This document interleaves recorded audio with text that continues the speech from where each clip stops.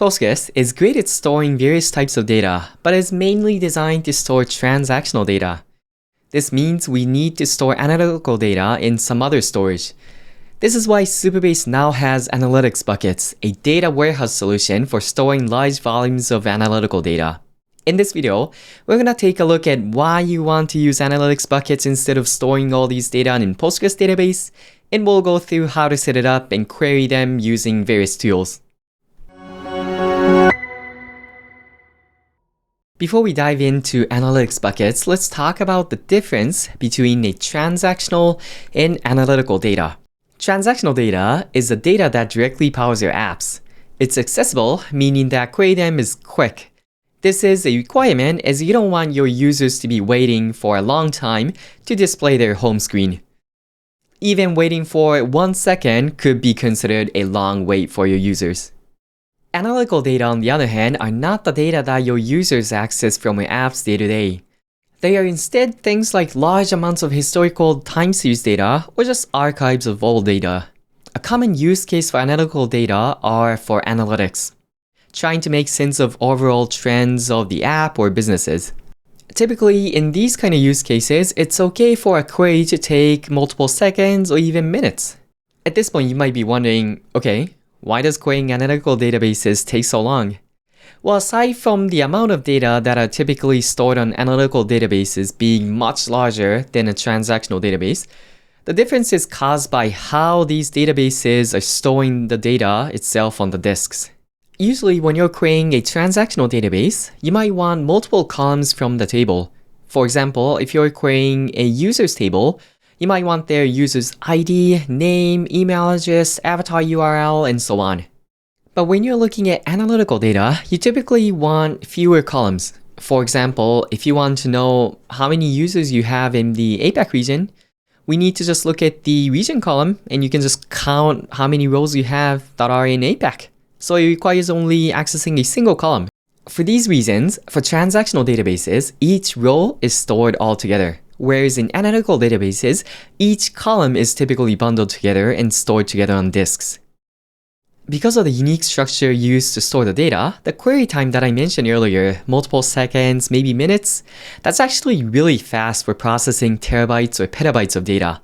If you try to do the same on a Postgres database, with that scale of terabytes or petabytes, it's gonna take way longer.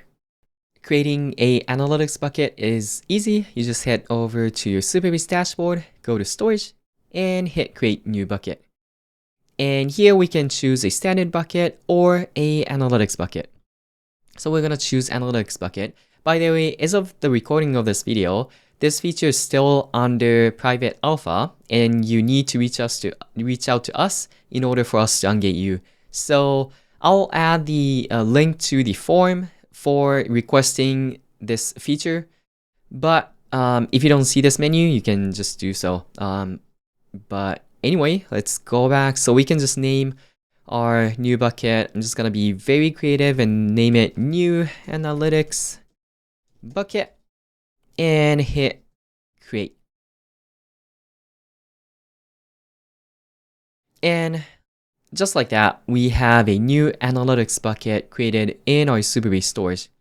And it comes with a set of credentials, catalog URI, catalog token, warehouse name, endpoint, S3, access key ID. So Supabase storage is powered by S3, and analytics buckets in particular uses a feature of S3 called S3 tables. And because of that, in order to access your analytics buckets, you need a bunch of S3 credentials, which you can get all from within this dashboard. So I'm gonna head over to a sample Python code that I have here. And in this code base, I'm using a library called Iceberg. So Iceberg is the protocol used under the hood to power this analytics buckets as of right now. And we might add support for other protocols in the future. We might not. That's up to all of you. If you want us to add it, maybe we can add it. But anyway, there's a whole bunch of credentials that we need. So we need a token, which we can get from catalog token, warehouse name, access key ID, access secret access key and whatnot.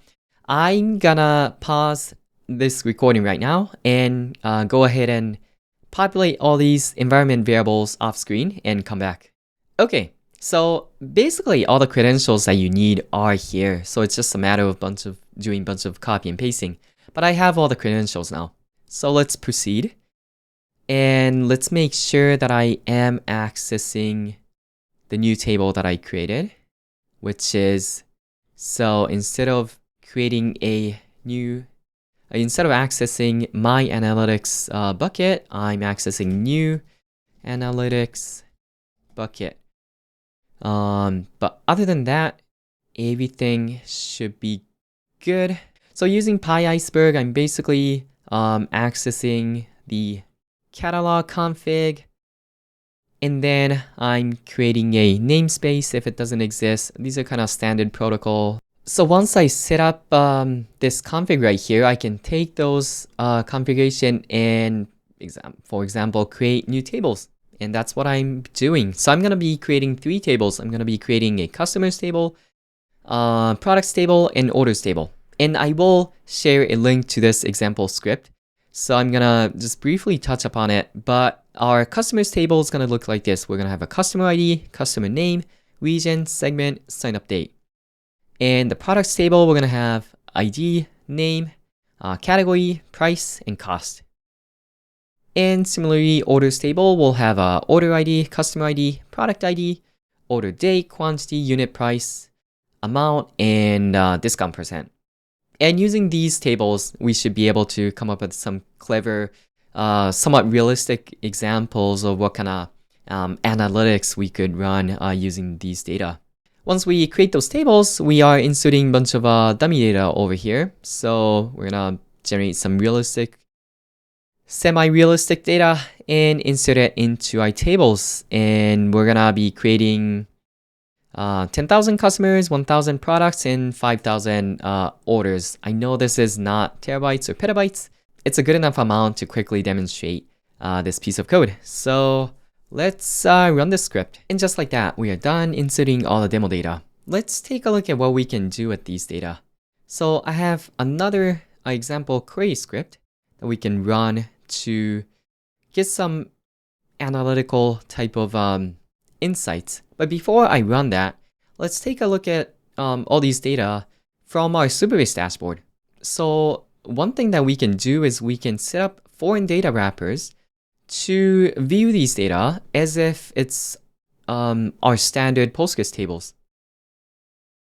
So I've actually already configured the foreign data wrapper right here, but if you haven't, you should see a button to quickly configure the Iceberg foreign data wrapper against your analytics buckets. I'm just gonna hit this sync button right here, and I'm going to create these tables within a new schema, and I'm gonna call this new schema analytics.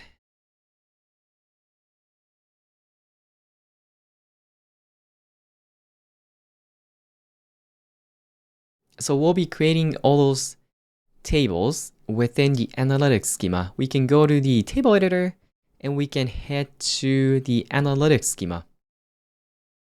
And there you go. Within this analytics schema, we have the customers table, orders table, and products table.